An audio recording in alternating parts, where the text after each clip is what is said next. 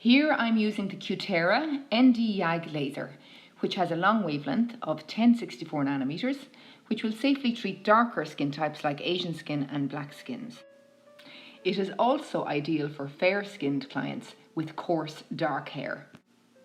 The Cutera ND YAG laser was the very first laser hair removal system that was approved by the FDA to use the term permanent hair removal, unlike other laser and IPL systems which are just approved as a means of hair reduction only.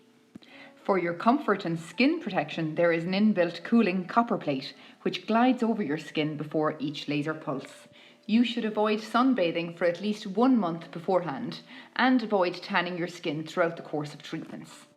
If you do have a tan, be it a real tan or a fake tan, the laser light will be absorbed into your skin and increase your risk of a burn. A tan also reduces your response to the laser treatment. A sunscreen is recommended on the treated area for 4 weeks afterwards if you are exposed to sunlight, as you will be sun sensitive for 4 weeks afterwards. Waxing or plucking hairs is not permitted between treatments, as a root must be present for the laser to work. Shaving or clipping or cutting is permitted as often as you wish. If you are booking in for a patch test and consultation and you have recently waxed the area you want treated, you must wait about 3 or 4 weeks to allow for some growth before having a patch test, because we need to see the colour and the density of your hairs to assess your suitability for the treatment. To prepare for a laser hair removal treatment on a body area like legs, underarms or bikini line, you must shave the treatment area the day beforehand. Facial areas do not need to be shaved in advance, as the hairs can be clipped by your laser technician on the day. The length of the treatment time for lower legs takes 20 minutes. For full legs, including bikini line, takes 1 hour. For chin, about 10 minutes. For lip and chin area, 15 minutes. For underarms, 15 minutes. Bikini line, 15 to 20 minutes. An ideal client with coarse dark hair will typically need between 6 to 8 treatments to achieve up to 70 to 90% permanent reduction on a body area, whereas facial hair is normally less dark and less coarse, so it requires more treatments. To permanently reduce hair, the hair must be in the active stage of growth known as the anagen stage. Hairs that aren't in the anagen stage will definitely grow back, and that is why repeated treatments are necessary. The number of hairs in the active anagen stage at any given time varies from 10 to 30% depending on the body site.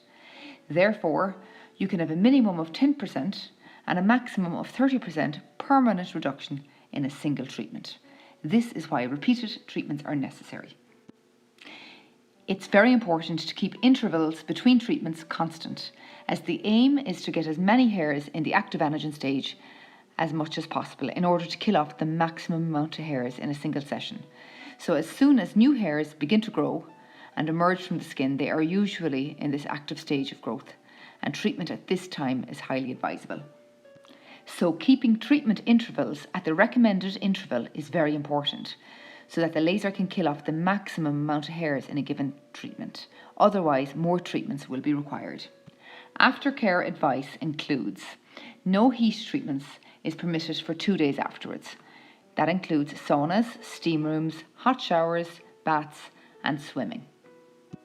No makeup application is permitted for 24 hours afterwards, with the exception of mineral makeup, which can be applied immediately afterwards if desired.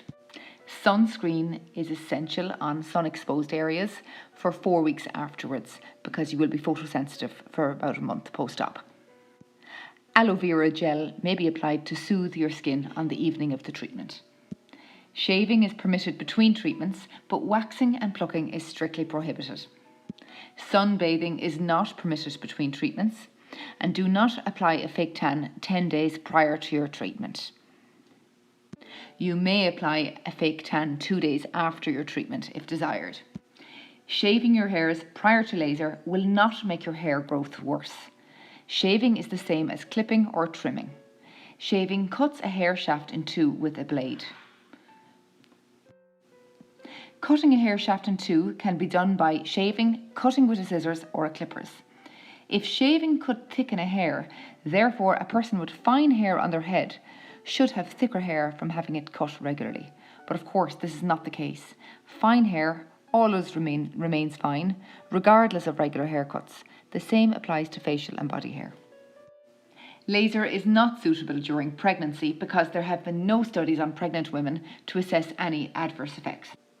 Laser is completely safe as it emits non-ionising light, unlike sunbeds or X-rays which emits ionising radiation which can split the DNA of our skin cells. For clients with a hormonal imbalance or polycystic ovarian syndrome, results cannot be guaranteed as it's possible that the underlying hormonal disorder could be triggering the hair growth. However, clients with hormonal disorders have had results with laser in the past, so it may be worth a try.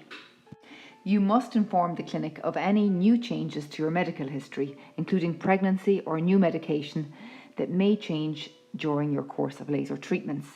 You must also inform the clinic if you have been exposed to sunlight 4 weeks prior to your laser treatment, as laser is not permitted due to increased risk of sunburn. My Skin Clinic have 2 laser hair removal systems: the ProWave for light, fair-skinned clients and the ND YAG laser for dark-skinned clients. They are Class 4 medical grade laser devices which will give you the best possible results with very little discomfort. Call My Skin Clinic to book your free laser hair removal patch test and consultation.